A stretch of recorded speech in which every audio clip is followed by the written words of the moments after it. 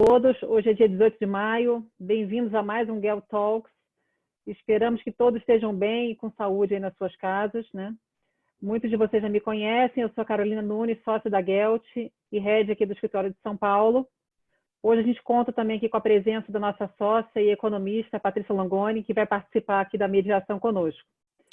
Aproveito para lembrar que todas as nossas lives estão salvas no canal do YouTube da Gelt.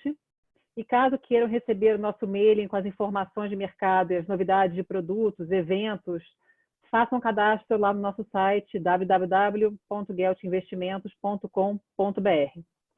Durante a nossa live aqui também, o chat está aberto, fiquem à vontade para fazer perguntas aqui para a Solange e para o Tiago, tá bom?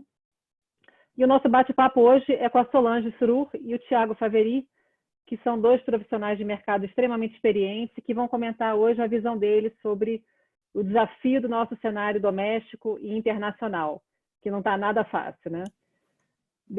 Vamos lá, vou apresentar um pouco a Solange e o Tiago, né? A Solange é economista-chefe da Arx Investimentos desde 2005. Anteriormente trabalhou como economista do Banco BBM e na Nobel Asset também. A Solange é graduada em economia pela PUC do Rio, também tem mestrado pela PUC Rio. O Tiago Faveri é sócio e head de Investment Solutions da XP Investimentos em Miami. Tem mais de 13 anos de experiência no mercado de renda variável global.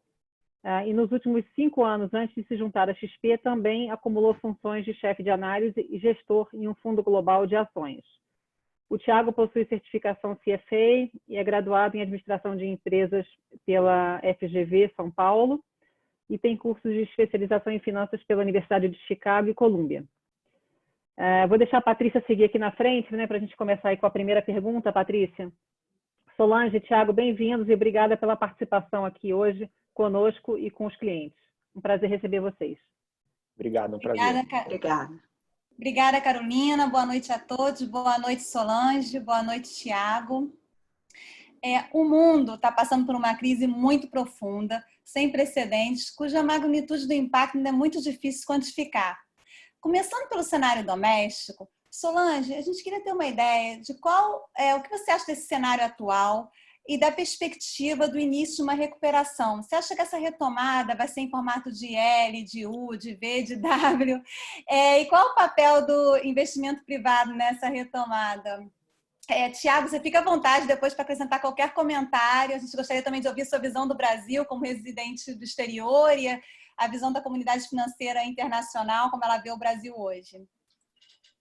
Bem, boa noite a todos. Obrigada, Gelt, pelo convite. Pergunta fácil, né? A formato da recuperação. Acho que o cenário do Brasil ele é muito mais difícil do que os países desenvolvidos, né? A gente está adotando uma série de medidas muito próximas do que os outros países estão fazendo, expandindo o fiscal de uma maneira muito grande. A gente deve fechar o ano aí com um déficit primário perto de 13% do PIB. Isso chega perto dos países desenvolvidos, que também vão ter um déficit desse tamanho.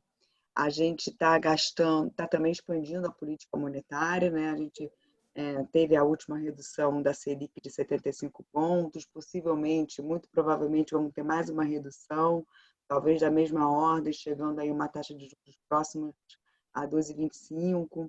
Então, a gente está utilizando os instrumentos que os demais países os países desenvolvidos estão usando. O problema aqui é que, primeiro, a situação inicial do Brasil pré-pandemia.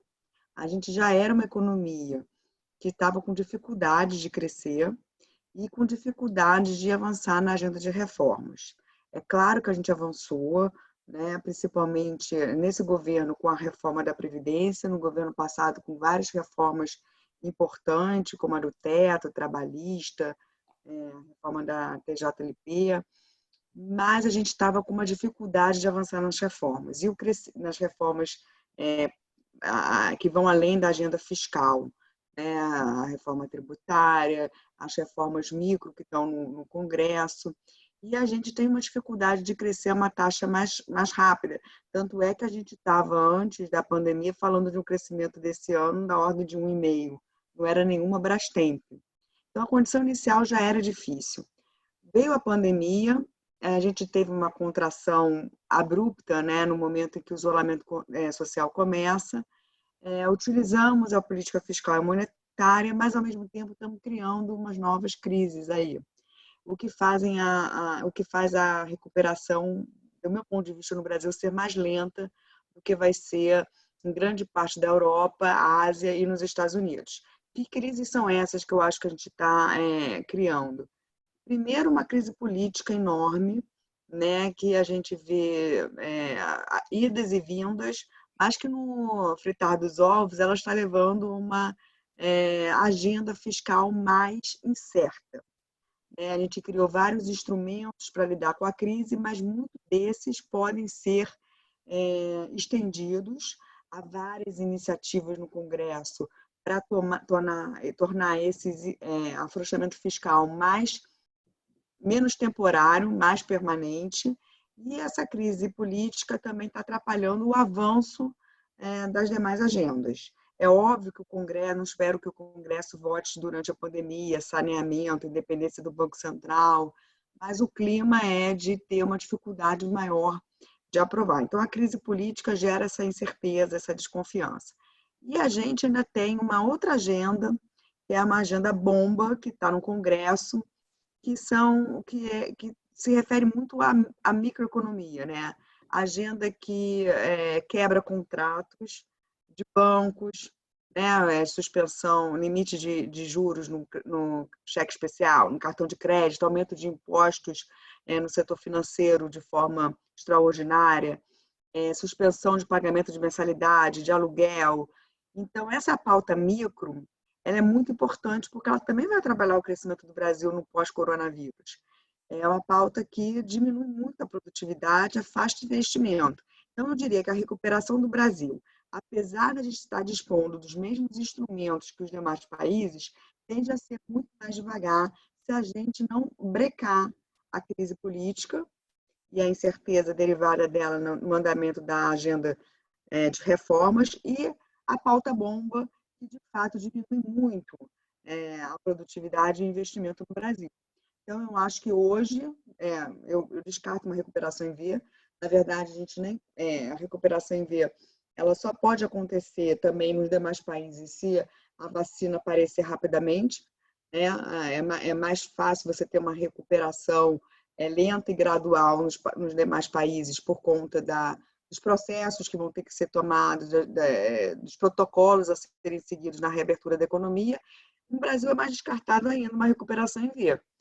Primeiro que a gente está com uma situação de saúde muito mais complicada, né, nesse exato momento do que os demais países, e a gente não temos a perspectiva ainda da vacina ser tão rápida assim, apesar das notícias positivas de hoje, e a gente vai ter que lidar com essas duas crises concomitantemente. Você gostaria de complementar, Thiago, passar para a gente a sua visão de fora? Com certeza. Eu acho que eu concordo com a Solange. A gente tem uma opinião aqui, acho que os investidores estrangeiros eles têm uma opinião muito, muito nessa linha também, de que quando a gente olha, né, todos os países no mundo, acho que existe praticamente um consenso de que Estados Unidos seria o país que se recuperaria mais rápido de toda essa questão da crise, né? Óbvio que a China teve o problema primeiro, praticamente já saiu, né? Mas se a gente pensa em todos os outros países ocidentais, digamos assim, eu acho que Estados Unidos seria o primeiro.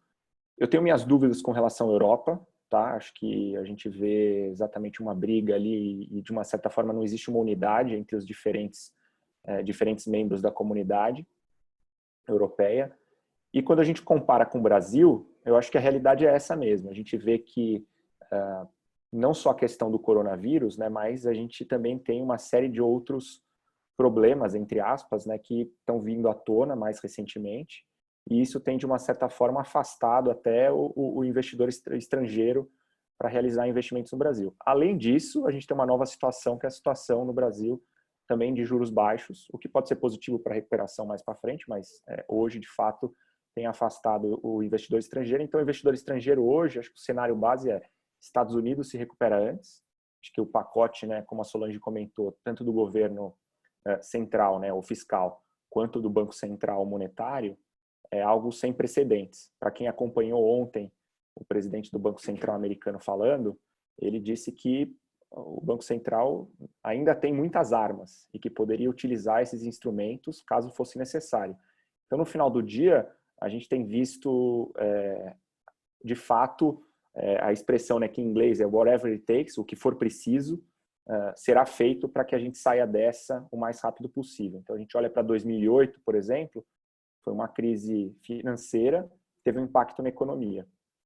Essa crise é uma crise de saúde, que ninguém previa, um cisne negro, tem um impacto na economia muito mais profundo, porém a atitude, né, e os instrumentos que estão sendo colocados na mesa também são muito mais profundos, são muito maiores. Então, a gente acredita que a gente pode se recuperar dessa de uma forma mais rápida do que a recuperação da crise de 2008. E quando a gente olha para Estados Unidos, Europa e Brasil, acho que muito provavelmente Estados Unidos se destaca aí. A gente tem visto que no final do dia o bolso é muito mais profundo. As pessoas até gostam de dizer, né? Os Estados Unidos tem a maquininha de imprimir dinheiro, então é a moeda reserva do mundo, então isso também joga um pouco a favor. E o Brasil, acho que a gente entrou pior na crise, como a Solange comentou. Estados Unidos, de uma certa forma, o consumidor americano entrou na crise numa situação muito diferente do que ele entrou na crise de 2008, com um nível de poupança muito maior, e isso pode ajudar nessa retomada. Mas a gente tem alguns pontos aí que a gente pode discutir, que é a questão do desemprego, enfim, acho que tem uma série de itens que a gente está atento e que a gente vai ter que acompanhar no detalhe para tentar entender se a recuperação é um U prolongado em formato de banheira, se é um V, se é uma raiz quadrada, agora estão usando até raiz quadrada. Enfim, no nosso cenário base aqui, para os Estados Unidos, só para fazer um paralelo aqui conosco, a gente acredita que a partir do terceiro trimestre a gente inicia um movimento de retomada, ainda em território negativo, tá? Então o PIB caindo no terceiro trimestre, ano contra ano. A partir do quarto trimestre, aí sim a gente viria uma retomada do crescimento. Primeiro semestre do ano que vem também, porque a base de comparação é muito fraca. Mas, como o presidente do Banco Central disse ontem, a gente tem que estar muito atento com essa questão da liberação, né, das quarentenas, da reabertura parcial das economias, que caso a gente tenha uma segunda onda, ou a gente possa ter problemas nas reaberturas, isso pode atrasar e pode postergar um pouco mais essa retomada. Então, hoje o que a gente está bastante atento é exatamente a isso. Nosso cenário base é uma retomada, que talvez seja mais no formato de um U do que de um V, para usar as expressões que todos estão utilizando, mas pode ser uma banheira, né, que seria o U prolongado, caso a gente tenha uma segunda onda, e se a gente não tiver vacina, também é algo que pode, de uma certa forma, postergar, porque as pessoas, no final do dia, elas têm medo de perder a vida, né, e quando elas têm medo de perder a vida, elas deixam de fazer, de ir no restaurante, de ir no shopping, enfim, a economia fica fechada nesse sentido, né, a gente cria esse ato da atividade econômica até que as coisas se normalizem e as pessoas voltem a ter o padrão de consumo que elas tinham antes da crise. Então, esse é um pouquinho da nossa visão também. Solange, você acha que a gente é crucial, né, um consenso que para a retomada do crescimento econômico a gente precisa da aprovação das reformas. Você acha que a gente vai ter o apoio do Congresso na reforma tributária? Olha, eu acho que a reforma tributária, já antes da pandemia, ela seria uma coisa muito mais restrita do que o anteriormente debatido, né? O Congresso, ele é muito a favor dessa pauta.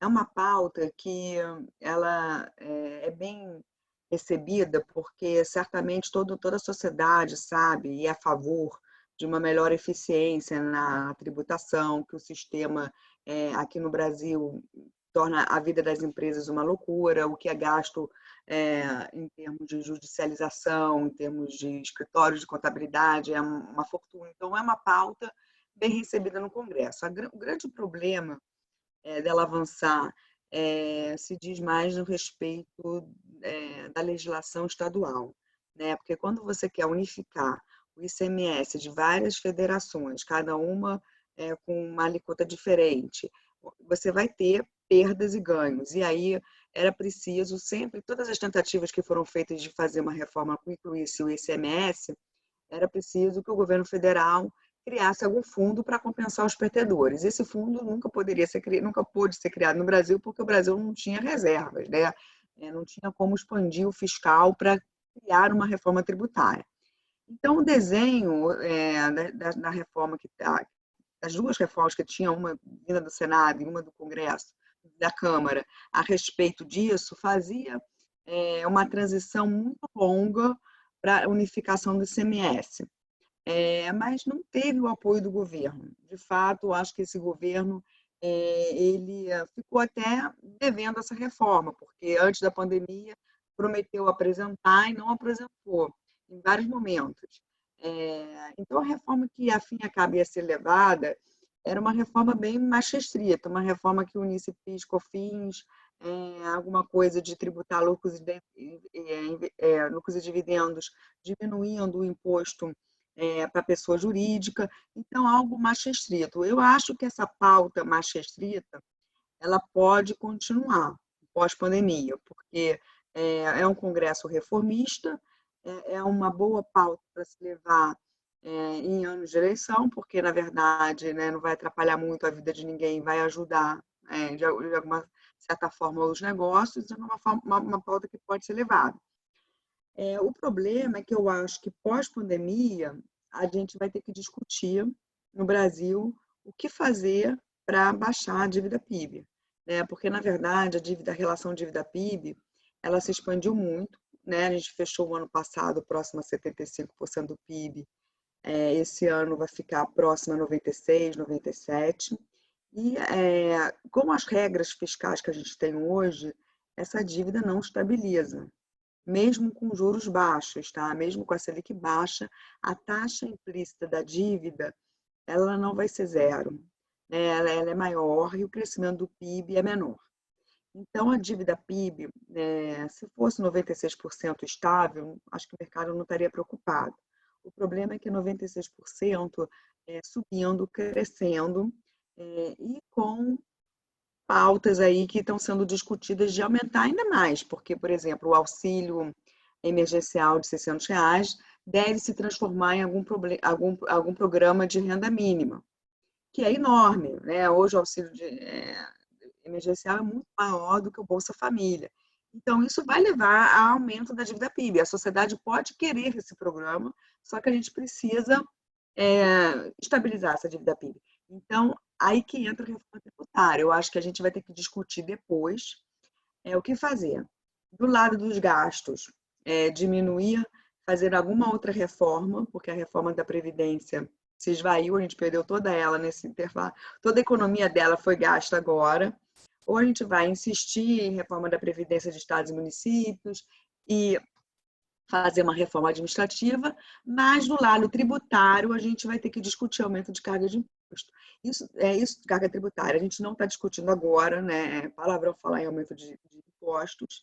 É claro que uma economia numa recessão próxima de 10% não vai se discutir isso, mas a reforma tributária vai ter que levar em consideração a necessidade. Antes era uma reforma que só buscava eficiência. Agora, se nós queremos mesmo aumento de gastos de forma permanente, a gente vai ter que discutir aumento de tributação. E aí é que eu fico receosa, né, porque a carga tributária no Brasil é muito elevada, e com ideias que surgem, como, por exemplo, uma nova CPMF, e isso pode entrar no bolso da reforma tributária, talvez porque agora o ambiente seja de que não, queremos mais gastos sim, o Estado precisa ser maior. Então, esse é o receio. Tá? Eu acho que a reforma tributária é tímida, era boa, passava no Congresso, tinha boa aceitação e não era impopular. A reforma tributária que talvez a gente precise pode ser impopular e pode ser ruim para o crescimento de médio prazo. Solange, pegando esse gancho, né, de aumento de dívida, consequentemente, né, o que está acontecendo, a emissão maciça de moeda pelos bancos centrais aí em praticamente todas as economias, como é que você vê você e Faveri veem essa emissão de moeda que pode causar uma inflação lá na frente, e a mudança que a gente está tendo agora, essa queda abrupta dos juros que a gente teve ao longo dos últimos 12 meses, dos juros hoje, né, do presente, mas ao mesmo tempo um aumento muito grande do juro futuro negociado, que vem trazendo aí taxas de juros reais bem interessantes, bem importantes nesse momento. Solange quer começar e depois eu complemento? Tá bom. Em relação à emissão de moeda, eu acho que aí a confusão é enorme, né? A gente vê aí uma briga nos jornais de duas alas de economistas, uma completamente contra e outra achando que não tem problema nenhum. Eu estou completamente contra, né? Já escrevi isso várias vezes. O que eu acho é o seguinte: o Brasil não é os Estados Unidos.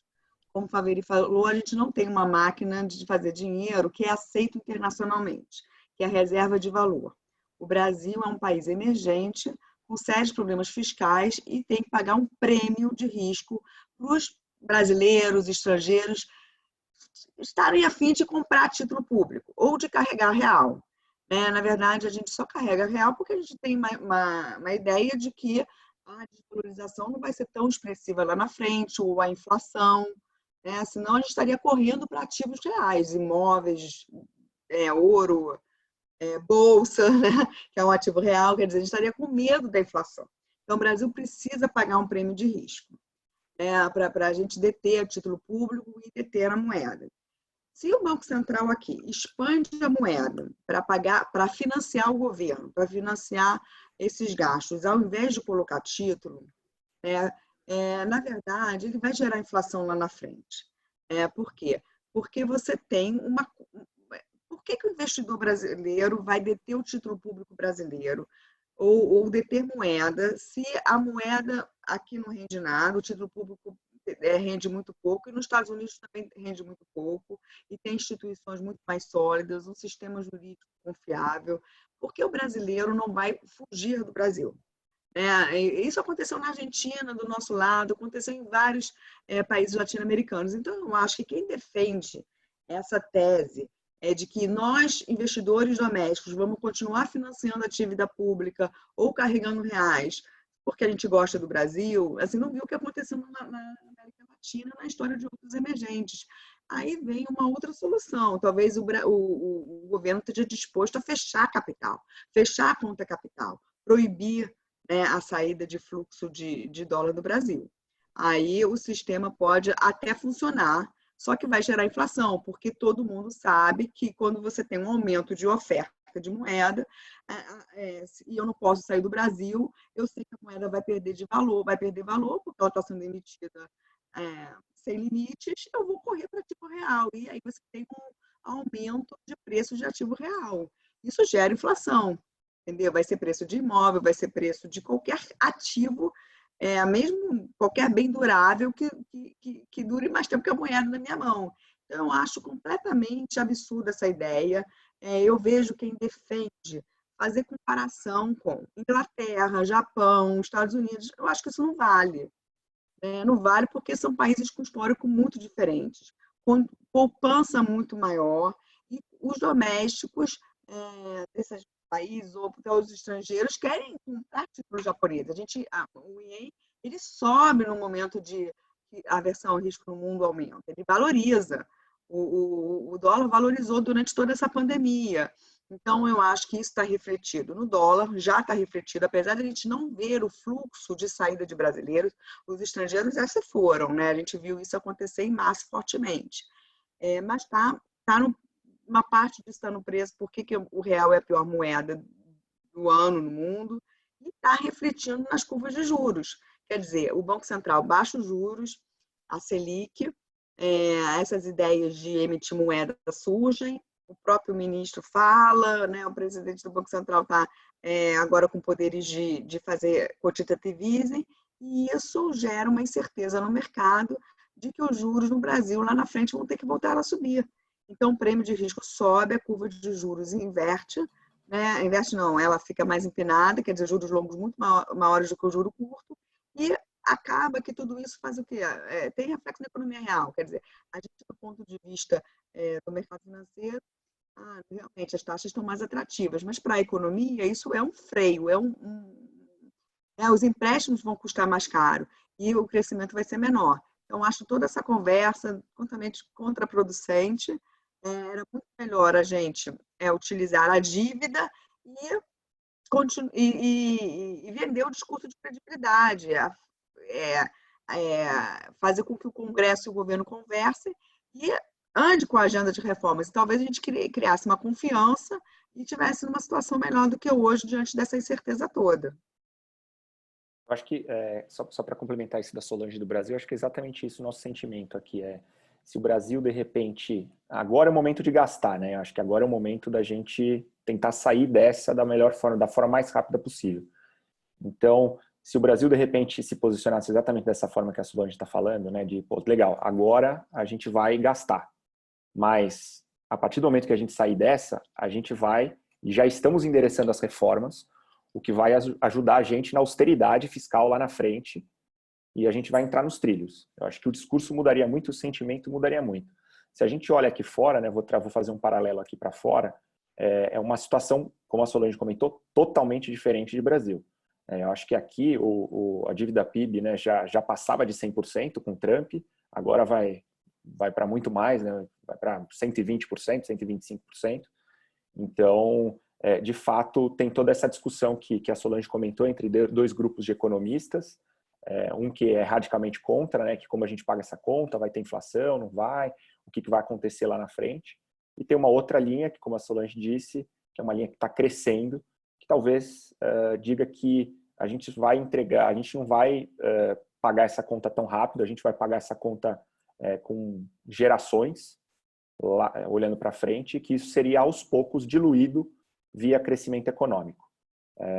Não sei o que de fato vai acontecer, qual que é a linha que a gente vai ver e que vai dar certo. O fato é que a gente nunca viu o mundo operando dessa forma, né? Então é algo novo para a gente também. Se a gente olha no passado, lá atrás, Estados Unidos, depois da Grande Depressão, aconteceu exatamente isso. Os gastos do governo foram muito altos para tentar impulsionar a retomada da atividade econômica, e isso foi pago ao longo dos anos com o crescimento econômico. Então, esse é um pouco da expectativa de alguns hoje em dia. Olhando para frente, com relação à inflação, e de novo, o sentimento de Brasil é um pouco diferente do sentimento aqui dos Estados Unidos, né? A gente acredita que a gente não vê inflação esse ano, a gente também não vê inflação o ano que vem, talvez em 2022, mas vamos lembrar que como o nível de poupança também tem aumentado muito, isso também gera um efeito deflacionário. A população mundial está envelhecendo, a nova geração tem um padrão de consumo diferente das nossas gerações, né, das gerações passadas. Então, e a tecnologia também, de uma certa forma, tem mostrado que acaba gerando um efeito deflacionário. Então, vai ser curioso a gente acompanhar exatamente como os países vão lidar com tudo isso, olhando para frente.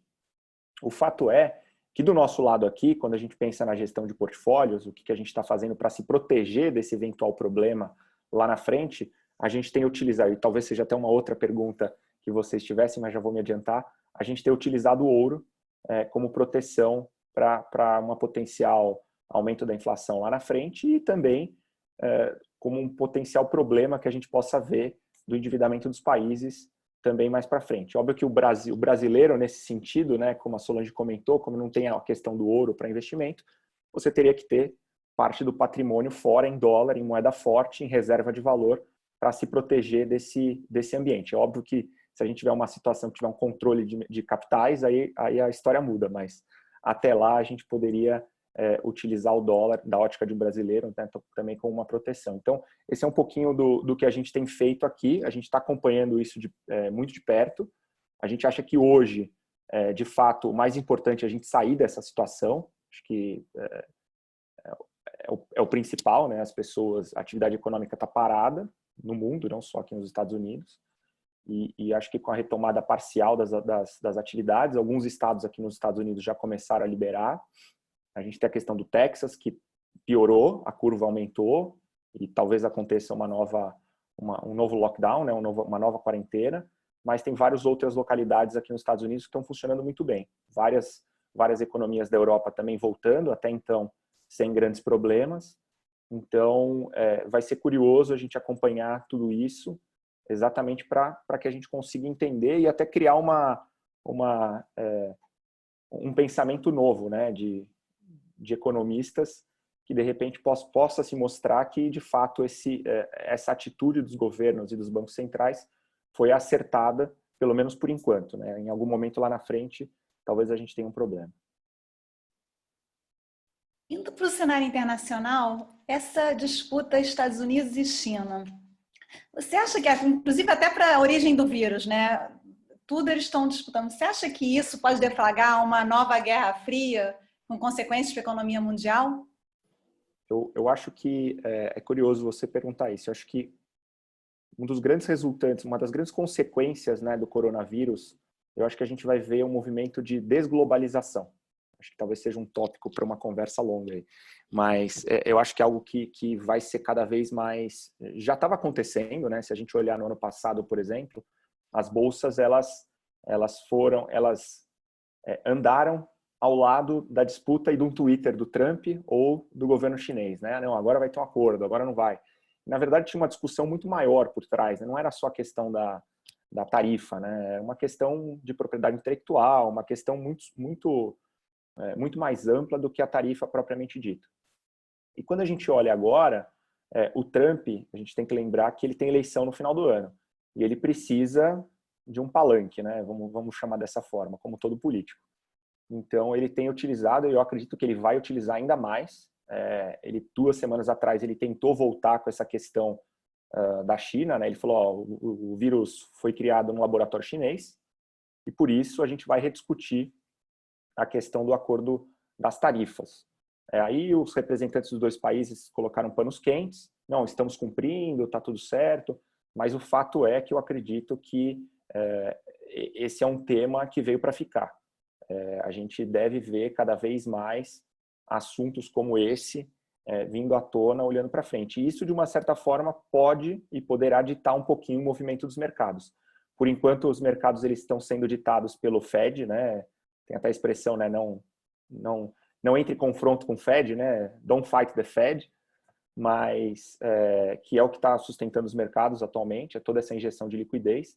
Mas acho que olhando para frente, muito provavelmente a gente vai ver empresas se voltando para os seus países, a gente vai ver produções que antes eram feitas em outras localidades voltando para os Estados Unidos, por exemplo, e a gente vai ter que entender como que vai ficar essa nova ordem econômica em função de tudo isso.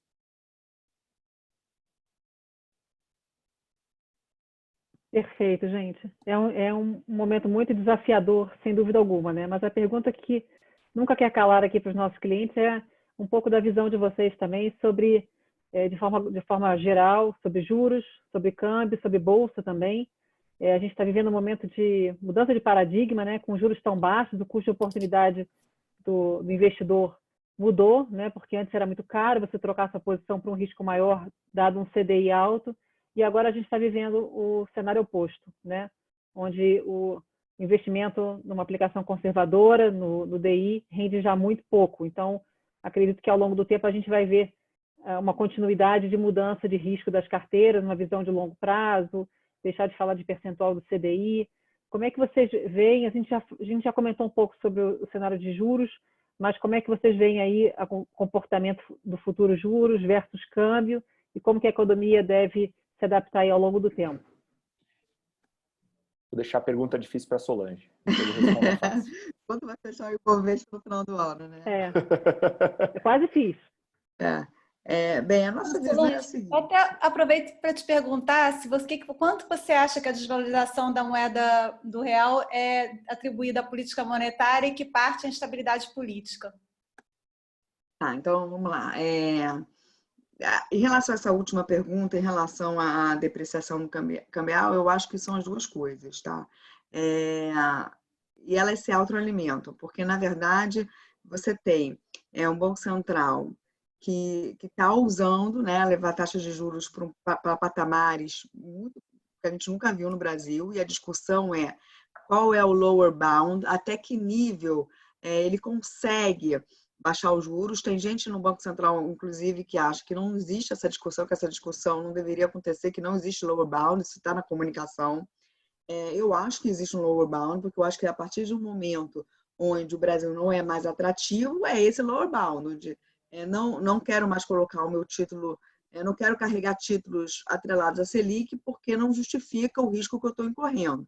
Então, existe um lower bound. A gente não vai adiantar fazer modelo, descobrir isso, o Banco Central vai tateando com muito cuidado, porque a saída pode ser não linear, né? Num dia, acorda, se lê as capas do jornal e discute. Não quer, e os investidores chegam à conclusão de que não querem mais carregar nada indexado à taxa de juro curta. Então, é muito difícil. Isso está impactando a moeda. Claro que está impactando a moeda, no sentido de que se existe uma dúvida se a gente vai carregar título ou não em real, existe uma dúvida se você vai carregar real ou não. Então, existe uma aversão que está nessa desvalorização. É difícil medir. Mas o ambiente político atrapalha muito, porque, na verdade, a gente, a cada semana, cada dia, cada 24 horas, é surpreendido por uma mudança de cenário que pode levar à continuidade ou não desse governo. Então, realmente, no meio de uma pandemia, acho que é o único país que se discute isso. Apesar de agora o clima estar mais ameno, a gente não sabe o dia de amanhã, a próxima capa de jornal. Então, isso está não só no câmbio, mas com certeza na bolsa e nos juros também. Então, é muito difícil. Agora, qual é a nossa visão? Eu acho que no curto prazo, nas próximas semanas, a gente vai ter um reflexo do que está acontecendo hoje, no mercado de hoje, né? O mundo está melhorando, o sentimento está melhorando, porque na maioria dos países onde o vírus chegou primeiro, estão saindo do lockdown. Então, a gente vê, por exemplo, na China, uma recuperação muito expressiva das atividades relacionadas principalmente à indústria, o consumo volta mais lentamente, mas está voltando. Você vê na Coreia do Sul também uma experiência bem sucedida na saída. Agora a gente vai ver como é que vai funcionar na Alemanha, na Inglaterra. Os Estados Unidos eu acho que é mais caótico, porque ali a discussão governadores e Trump é complicado, igual no Brasil, mas estão saindo. Então, o mundo está vivendo um otimismo que é o fim do lockdown, diante de uma incerteza de que vai ter uma segunda onda, não vai ter uma segunda onda, vai ter que voltar parcialmente ao lockdown ou não, mas é um ambiente positivo. Então, acho que o mercado vai surfar no Brasil também esse ambiente positivo, externo, que é junto com essa liquidez enorme que vai continuar, né? Eu acho que, como a Faveri falou, o Powell não perde a oportunidade de dizer que vai usar todos os instrumentos necessários, nem que ele tenha que inventar um novo instrumento, ele vai usar. O Banco Central Europeu ousou, dessa vez não foi atrasado como foi na crise europeia. E a gente tem a própria China, parece mais comedida nos estímulos, mas eu acho que não está comedida. Eu acho que a China simplesmente quer ajudar muito a própria China. Ela não quer salvar o mundo como ela salvou na crise financeira lá de 2001 a 2009, mas ela quer salvar o seu país, porque também existe uma questão política, né? Tem que sustentar uma população enorme. Então, acho Solange, como é que pegando esse gancho, como é que você acha que o nosso governo aí, nosso ministro da Economia se coloca na continuidade de ajuda, né? Porque acho que alguns meses atrás, logo que a situação começou, todo mundo achou que o prazo seria mais curto e agora a gente claramente vê que vai ser uma demora maior do que a gente imaginava, né? Você acha que o governo tem condições de dar mais ajuda por mais alguns meses às empresas? Como isso vai ficar? Quais incentivos? Eu acho assim, na verdade, o que aconteceu com os programas desenhados no Brasil foram que eles foram muito mal desenhados. Então, na verdade, vamos combinar, o crédito não chegou para pequena e média empresa, tiveram que reformular, estão tentando reformular o programa, até mesmo para as grandes empresas, muitos preferiram não entrar no programa do governo, porque tinham obrigações de manter emprego. Então, o que está acontecendo? Os programas estão sendo reformulados e vão ter que ser estendidos. Eu acho que o mais importante é que foi tudo feito muito rápido, mas era fazer um desenho de incentivos. Num ambiente de alta incerteza, um empresário contrair uma dívida para pagar sua folha de pagamentos e ter que ser obrigado a não mandar embora depois de tantos meses, é um compromisso muito grande. E a gente não tinha só uma crise de liquidez. Algumas empresas podem se tornar insolventes, porque alguns negócios vão ser diferentes pós-coronavírus, mesmo com a vacina, entendeu? A gente agora descobriu o Zoom, entretenimento vai ser feito de outra forma, eu acho que as pessoas vão estar mais cuidadosas, independentemente de surgir a vacina, né? A gente está mais vulnerável. Então, no Brasil, os programas foram mal desenhados, isso aconteceu também nos Estados Unidos, estão reformulando vários programas. Mas, são situações trabalhistas muito distintas, né? Brasil versus Estados Unidos, né? Mas os programas de renda, com certeza vão ter que ser estendidos, né? Porque eles foram programados por 3 meses e a situação do Brasil vai estar tão ruim no próximo mês como está hoje. Então, vão ter que ser estendidos. Tá? Uhum. Então, assim, voltando a falar do preço dos ativos, é isso, fazendo a conexão. Então, eu acho que no curto prazo, a gente vai surfar essa melhora do mundo, sempre de olho nessa volta possível de uma segunda onda ou na necessidade de se retornar ao lockdown nas regiões que estão saindo na frente do Brasil. Então, eu vejo um cenário positivo para ativos de risco no Brasil, nesse prazo, e diante dessas incertezas. Agora, eu acho que no médio prazo, quando o mundo já tiver retomado, né, eu acho que quando os ativos já tiverem trazido essa expectativa de retomada em preço e o mundo também já estiver voltando a crescer, a gente aqui vai olhar e aí, o que a gente vai fazendo? Qual é a agenda do Brasil para os próximos anos? A gente vai estar, daqui a um ano, um cenário eleitoral muito mais quente. A gente já está discutindo a eleição aqui, né? Porque a gente tem uma briga dos governadores, que são candidatos, do presidente, que é candidato, e ainda com uma oposição adormecida. Mas daqui a um ano e meio, depois dessa onda aí de quantitative easing, liquidez, o Brasil vai estar de novo numa posição de incerteza. Então, a gente vai estar em dúvida em relação, eu acho que vai existir uma dúvida em relação ao Brasil poder continuar surfando essa onda toda internacional, que eu acho que vai ser positivo, porque é uma crise, essa crise é uma crise muito grave, é uma severa, né, que jogou o mundo numa recessão, mas ela não derivou de uma alavancagem do setor público nem do setor privado. Então, teoricamente, ela é mais fácil de ser colocada, da economia ser colocada no lugar. Você criar vacina, todo mundo voltar a trabalhar, porque tudo bem que alguns negócios não vão existir, mas outros vão existir. Quer dizer, a economia volta muito mais rapidamente do que na crise financeira, que você tinha que desalavancar o setor financeiro, você tinha que desalavancar os consumidores. Então, eu acho que para os ativos seriam assim, os próximos meses muito favoráveis.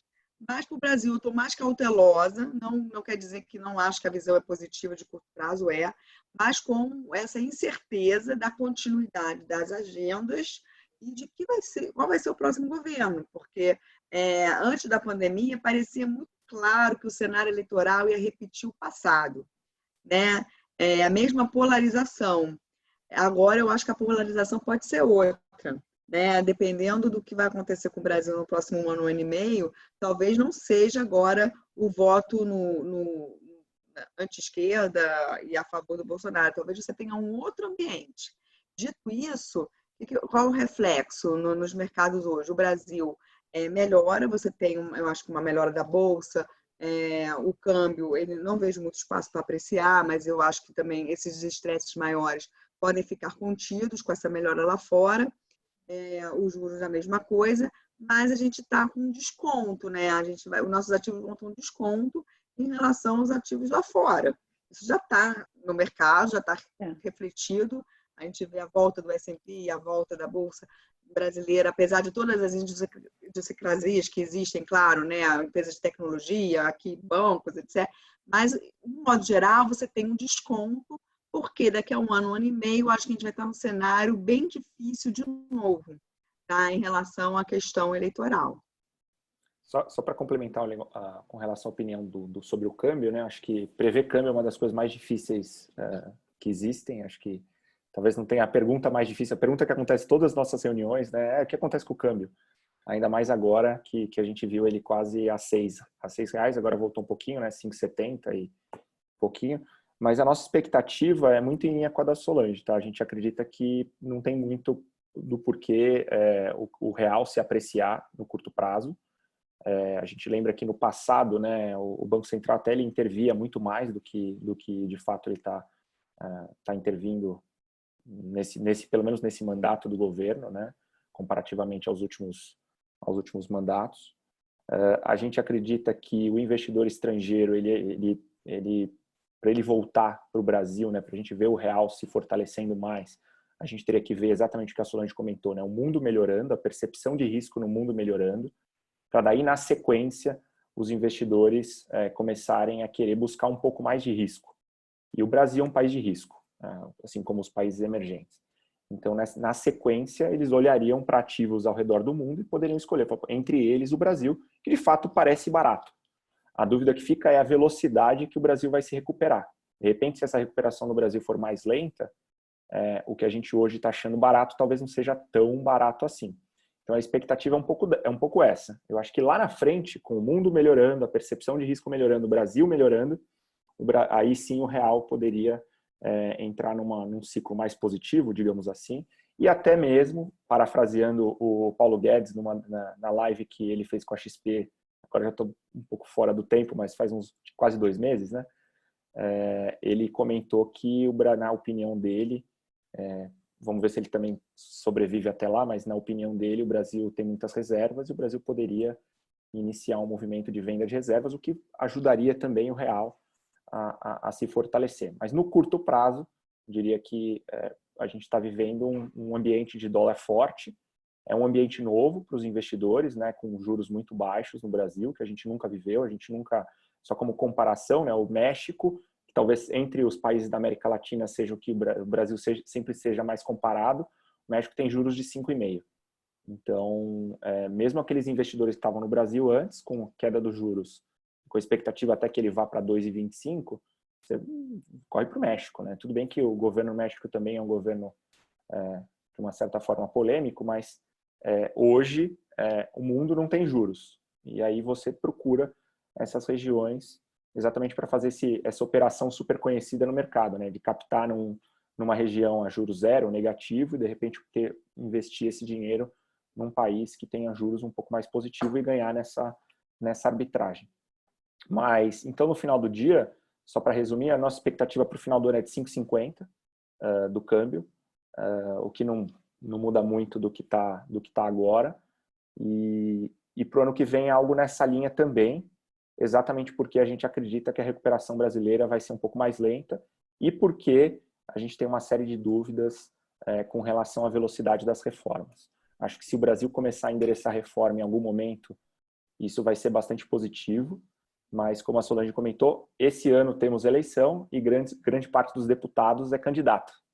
Então a dúvida que fica é, será que a gente consegue, né? Será que Brasília vai conseguir, e com todo esse ambiente político, eleição municipal no final do ano, será que a gente conseguiria endereçar algumas delas? Porque uma só acho que não é o suficiente para o investidor estrangeiro. Então acho que se a gente começar a caminhar nesse ambiente, pode ser que o real entre num ciclo mais positivo. Mas olhando hoje, o nosso cenário base é de uma retomada mais lenta, e aí o real ele se fortaleceria lá na frente com uma percepção de risco melhor e os investidores buscando assumir mais risco, e aí obviamente o Brasil estaria, e hoje está, né, mais barato comparativamente a outras regiões. Tiago, fazendo um gancho, só aproveitando que a Solange falou de Bovespa, né? O que vocês consideram para S&P também, que eu acho que é um índice que o brasileiro hoje também olha bastante? A gente tem um target de 3 mil pontos para S&P. Aí você vai falar, pô, Tiago, mas 3 mil pontos é o que está agora, né? 2.900 e alguma coisa.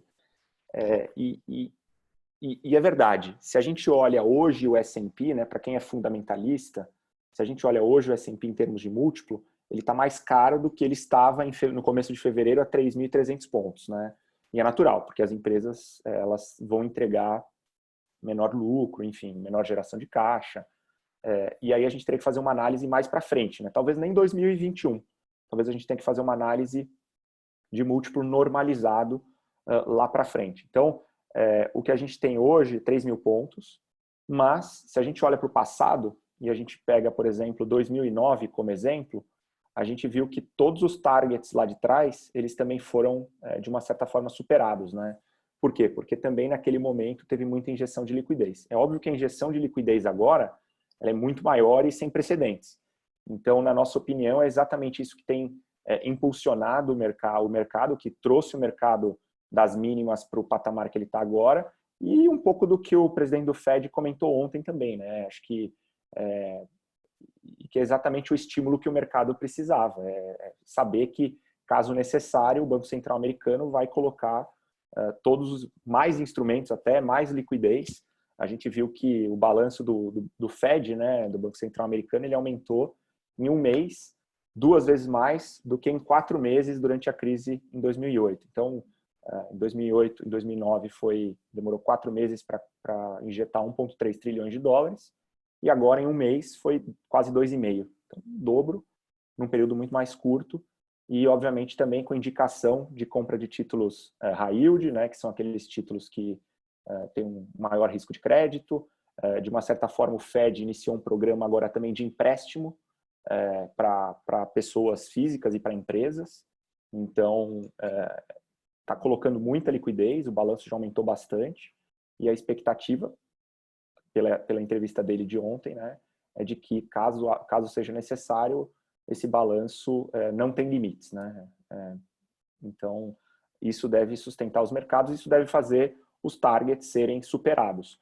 É óbvio, quando a gente decompõe, né, a performance do S&P, e esses dias eu brinquei com o pessoal da nossa equipe, falei, imagina que você foi para uma ilha deserta em fevereiro, 3 meses sem acesso à internet, você tirou um sabático de 3 meses com a família, você voltou hoje, e você olha a performance das bolsas americanas, você fala, pô, nada aconteceu. Eu saí em fevereiro achando que a bolsa estava cara, a bolsa teve uma correção, e quando você olha nesses 3 meses, né, de fato o mundo virou de ponta cabeça, que não reflete exatamente a performance das bolsas. E a explicação para isso são duas, na minha opinião. A primeira delas, e a mais importante, esse excesso de liquidez, essa injeção de liquidez, e a segunda é que, aos poucos, conforme o tempo vai passando, aumentam as chances de uma vacina, aumentam as chances de uma droga, e o mundo passa as bolsas, né, passam a precificar uma melhora da economia. Acho que a bolsa antecipa o movimento da economia. Então, é um pouco disso que a gente tem visto, e eu não me surpreenderia que esse target seja superado, olhando o que já aconteceu no passado. Olhando essa instabilidade política toda que a gente vive no Brasil e a fragilidade fiscal, Solange e Faveri, vocês acham que a gente tem possibilidade de um downgrade no Brasil no final desse ano ou no próximo ano?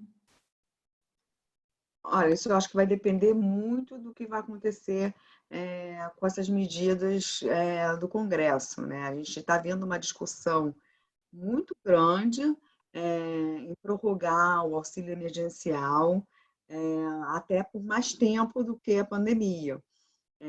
Então, assim, o auxílio emergencial prorrogado por mais 3 meses já é 150 bi a mais, que é uma conta enorme para o Brasil.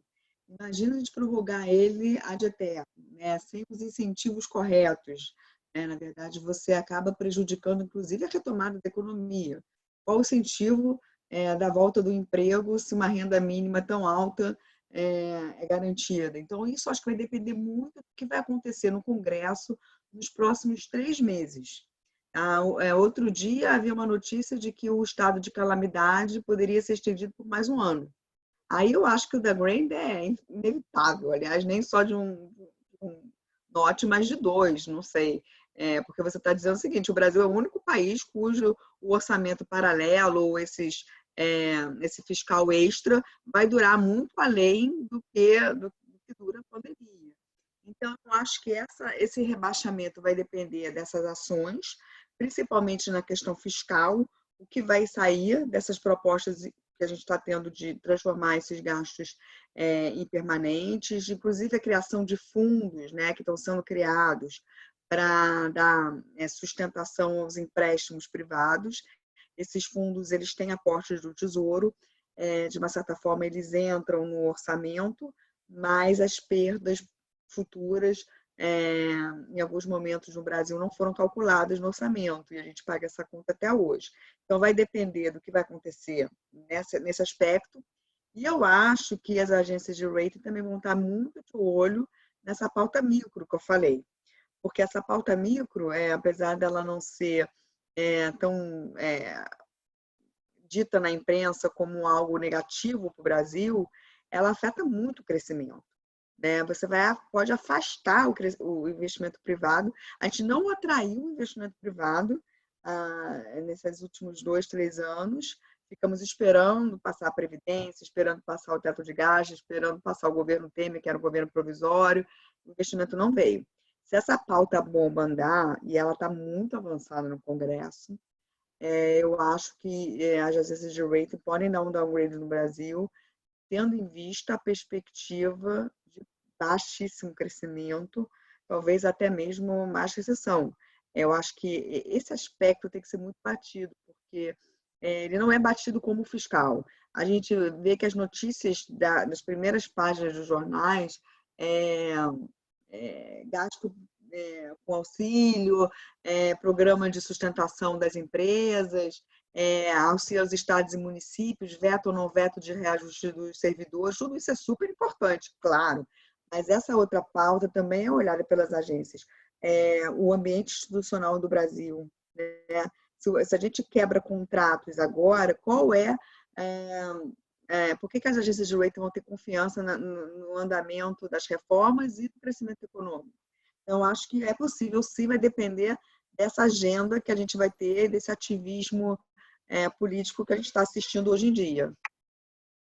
Eu concordo com a Solange. Eu acho que hoje parece mais provável que sim. Mas, de repente, a gente pode ser surpreendido com uma agenda aí mais séria de reformas. Isso obviamente, será levado em consideração. Mas eu acho que, no final do dia, a gente trabalha aqui, principalmente quando a gente olha, né, para os títulos aqui fora, emitidos aqui fora, a gente trabalha com essa possibilidade. A gente já está vendo diversas empresas serem rebaixadas, e acho que vai acontecer vai ser cada vez mais constante, até porque várias delas vão sofrer muito mais, né, com toda essa paralisação da economia. Então, eu acho que mais para frente, talvez seja inevitável um rebaixamento do Brasil nesse sentido.